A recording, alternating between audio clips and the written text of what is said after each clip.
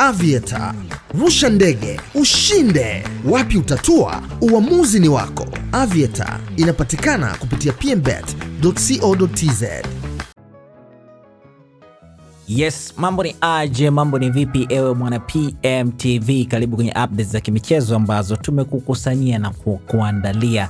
Na kwenye update hizo bwana, tupo na klabu ya Young Africans, klabu ya wananchi, klabu ambayo jana tu imetoka kutinga hatua ya nusu finali kwenye michuano ya Mapinduzi Cup kupitia ushindi ambao waliupata dhidi ya TRA United. Klabu hiyo ya Young Africans ilipata ushindi wa bao 1-0 ambalo liliwekwa kimiani na Celestine Ekua dakika 29 ya mchezo. Sasa baada ya bao hiyo na ushindi huo, klabu ya Young Africans imefanikiwa kufuzu kucheza hatua ya nusu finali ya michuano ya Mapinduzi, ambapo kunako siku ya tarehe 9 klabu hiyo Young Africans itacheza mchezo dhidi ya Singida ambao ndio utakuwa mchezo wa nusu finali. Sasa leo hii kulikuwa kuna mkutano wa waandishi wa habari na meneja wa habari na mawasiliano ndani ya klabu ya Young Africans, nikiwa namzungumzia Ali Shabani Kamwe. Amesema kuelekea mchezo wa nusu finali pamoja na finali wanatarajia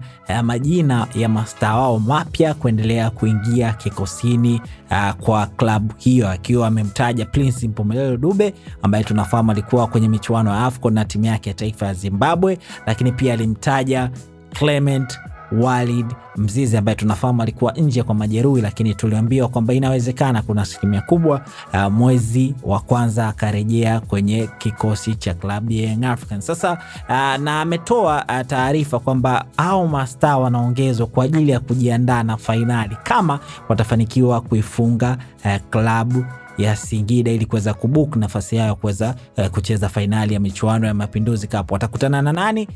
Ni mmoja kati ya Azam ama Simba Sports Club ambao wao wana mchezo wao kesho tarehe 8 kwa ajili ya kubook nafasi ya kwenda kucheza hatua ya finali ya michuano ya Mapinduzi. Tuwekee comment yako hapo, nini ama unatarajia kutoka kwa Prince Mpumelelo Dube, lakini pia nini unatarajia kukiona kutoka kwa Clement Francis Mzize ambaye alikosekana kwa kipindi kirefu kutokana na majeraha ya goti ambayo inasemekana alifanyiwa upasuaji, lakini hivi sasa anaendelea vizuri na yuko tayari kwa ajili ya michezo ya finali ya michuano ya Mapinduzi Cup. Lakini wakati unaacha comment yako, usisahau kwamba kasino yameletwa mkononi mwako kwa spin ama mzungusho wote kuanzia shilingi 500 ambao utafanya kupitia kampuni ya PMBet. Jua hautoishia kupata pesa peke yake, bali unaingia kwenye draw ya kushindania Toyota Harrier ambayo inatoka kila siku.